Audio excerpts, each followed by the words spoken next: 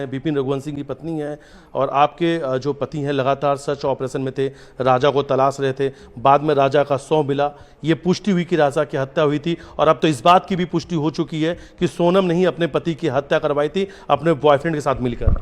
हाँ, अभी सुनने में तो यही आ रहा है कि उसको कोई राज कुशवाहा करके उसके ऑफिस में कोई काम करता था, तो उसके साथ ही मिलके उसने पूरा प्लान किया था। मतलब सोनम ने पूरा प्लान उसके साथ मिलके ही किया था।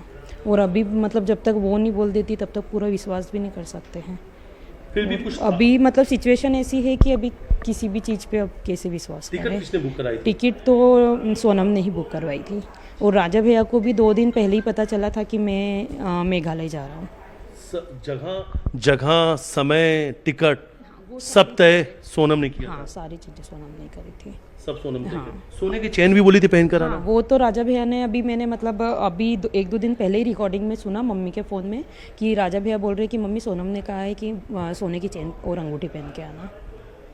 तो फिर राजा भैया ने हमसे यहाँ पे मतलब निकले थे जब मना कर दिया था कि मैंने नहीं लिए, पर रास्ते में जाके बोलते कि सोनम का फ़ोन आया था इसलिए मैंने रख ली मेरे साथ, और वो लेके गए थे सोने की चेन और 2 अंगूठियाँ थी। अच्छा, ये तो मान सकते हैं भाभी कि सब कुछ प्लान हुआ था, प्लानिंग के तहत चल रहा था सब कुछ।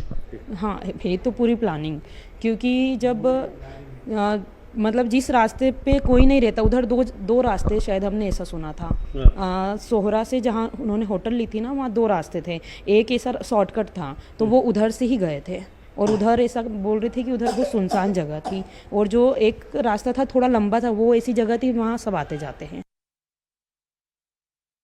आज लेकिन जो जानकारी सामने आ रही है, अगर कुछ जानकारी आई तो उस वक्त तो एक तो आपके देवर की, राजा की लाश वहाँ पे मिली थी, अंतिम संस्कार हो चुका। अब सोनम का नाम आ रहा है सामने कि सोनम ने अपने बॉयफ्रेंड के साथ मिलकर राजा की हत्या करवा दी। अभी मीडिया में तो पूरे में सोनम का ही नाम आ रहा है, अभी अपन नहीं बोल सकते कि कौन है। बाकी अभी तो पूरा शक के घेरे में वही है, और अगर उसका हाथ हो तो उसको सज़ा तो मिलनी चाहिए। हमारे घर का बच्चा गया है तो उसको भी सज़ा मिलनी चाहिए अगर उसका हाथ हो इस चीज़ में तो। अच्छा, जब आप घर की बहू हैं, बड़ी बहू हैं, जब सोनम यहाँ पे आई थी व्यवहार कैसा था, कैसा लगा था आपको? नहीं, मैंने तो उससे ज़्यादा कुछ बात करी ही नहीं। ये जेठ का महीना चल रहा था, हम उसको नीचे कम रखते थे, वो नीचे थोड़ी देर आती थी फिर रूम में चली जाती थी। बाकी ज़्यादा बातचीत नहीं हुई हम दोनों के बीच में। आप दोनों के बीच कुछ ज़्यादा बातचीत नहीं हुई? नहीं। ऐसा कुछ लगता था आपको कि परिवार से कुछ वो अलग रहना चाहती हैं, शांत है, चुप है, मन में कुछ चल रहा, कुछ ऐसा एहसास होता था नई नवेली बहू को देख कर घर में? नहीं, अब अभी तो 4 दिन तो रह के गई थी, ऐसा कुछ तो अंदाज़ा लगा ही नहीं सकते अपन। हाँ। थोड़ा उसको जानते पहचानते, थोड़े दिन रहती तो अपन बता सकते थे कि वो कैसी क्या है। घर के लोगों से उस समय मिलना जुलना शुरू हुआ था कि या बिल्कुल अपने आप को अलग कर रखा था उस समय? नहीं, उस टाइम ज़्यादा मिलना जुलना किसी से नहीं हुआ।